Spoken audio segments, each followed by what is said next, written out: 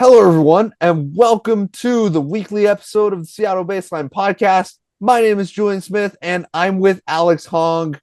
Alex, the Mariners are back in business, back to playing some baseball after the All-Star break.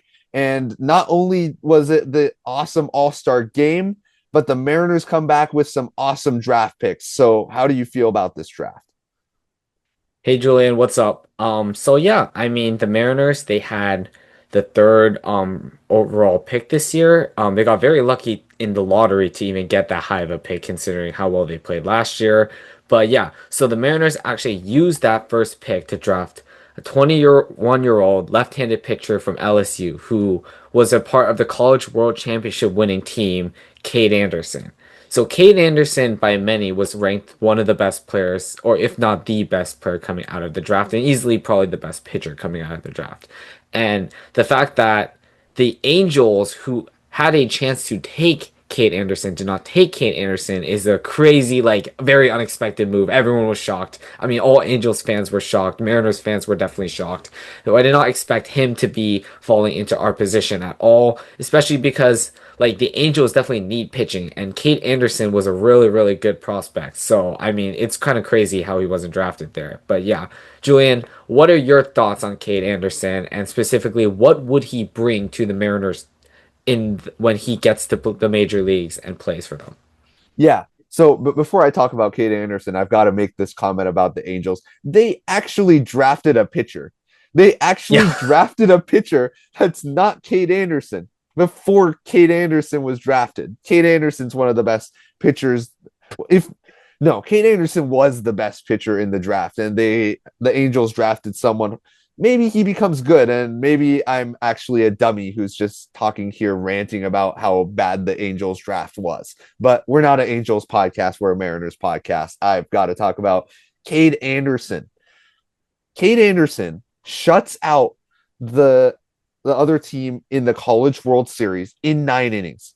This guy, first of all, he has the command of a champion, and he's got the mental game of a champion because he doesn't fold under pressure. Cade Anderson is the perfect piece for this Seattle Mariners team, and I would not be shocked to see Cade Anderson be one of our stars alongside Brian Wu and Bryce Miller. That tier of starters, I think Cade Anderson's going to be up there. His fastball is a mid 90s fastball that reaches 98. He's his repertoire is around a 60 grade, which the average pitcher is around a 50 grade. And so 60 grade is above average. And so I think Cade Anderson, not only does he have the command of George Kirby, that type of command, but he's going to have the repertoire to get that swing and miss the same way that we expect a lot of our pitchers to do. And so Cade Anderson's really interesting.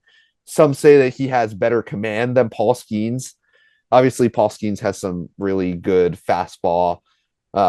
He has a great fastball, and so give or take there. But yeah, I'm really happy about Cade Anderson. Yeah. And a lot of some Mariners fans definitely were like, well, we don't need pitching, we need hitting. Well, I truly believe in the MLB draft, especially with your first pick. You should just draft based off whoever is best available. I mean, most likely these players aren't going to play for like at least 1 to even maybe 3 or 4 years in the future. You don't know what your team's going to look like then.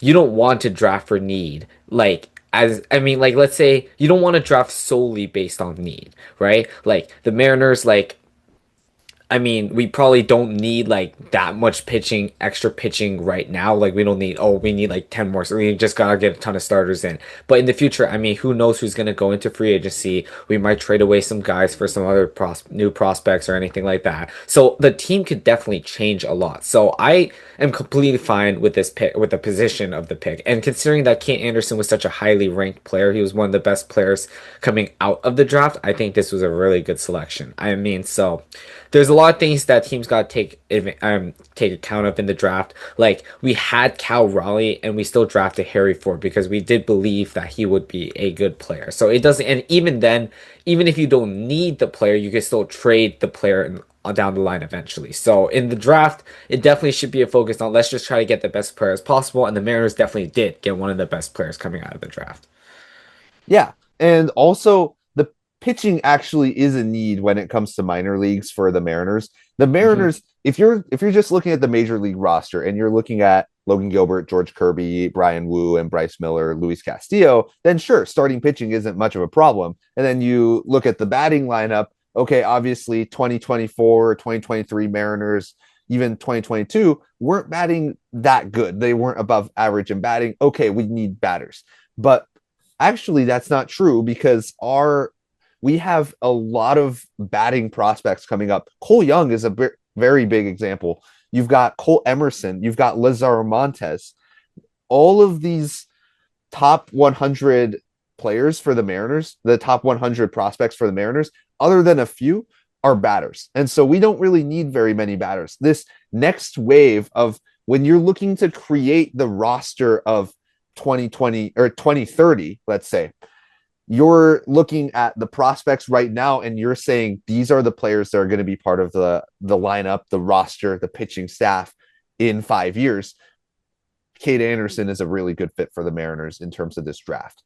Speaking of pitchers, we're going to switch from the best drafted pitcher to the entire pitching staff.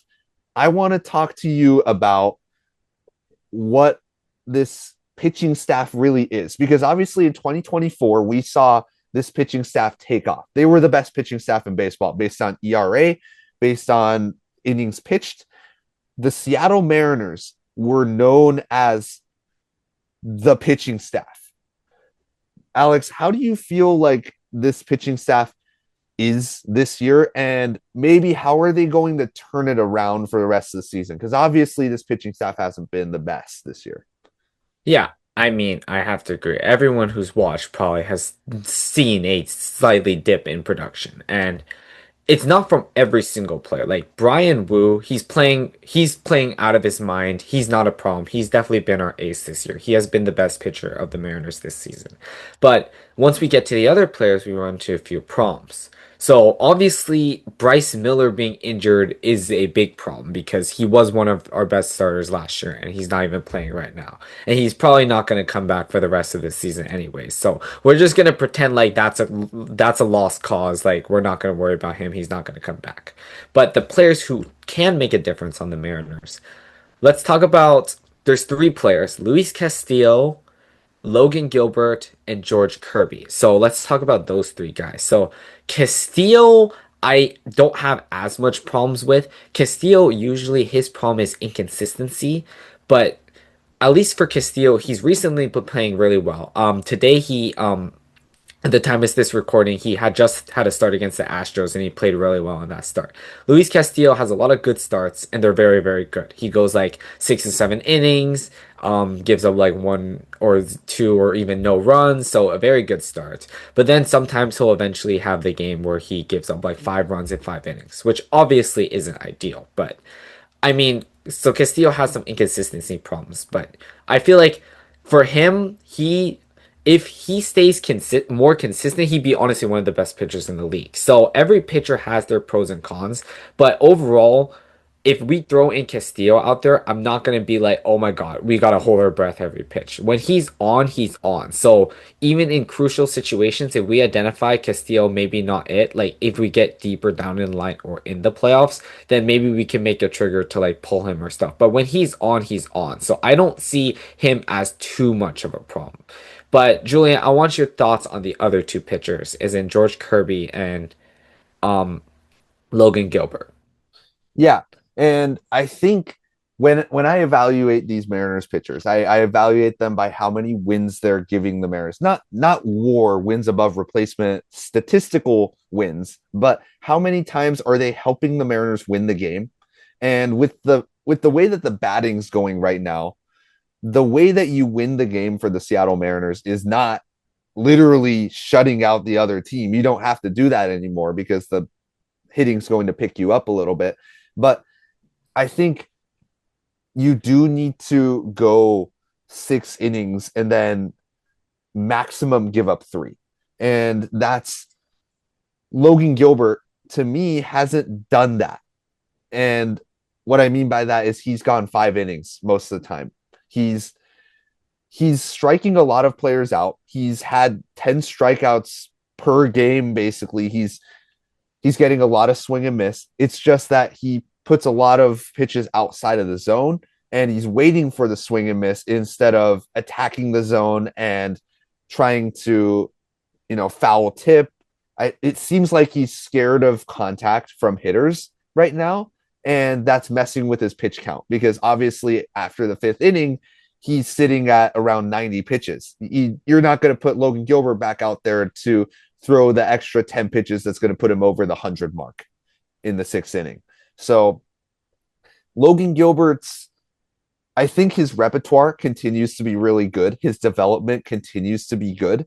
It's just he needs to be less afraid of putting pitches in the zone and know that his pitches are good enough pitches to get swing and miss, even if he puts it in the zone. For example, that splitter that he throws, he can put that in the zone and nobody's going to hit it because it has almost no spin and just waves whichever way he wants to put it. And so that's what I think with Logan Gilbert. He has to put the ball in the zone and go more innings. That's my take on Logan.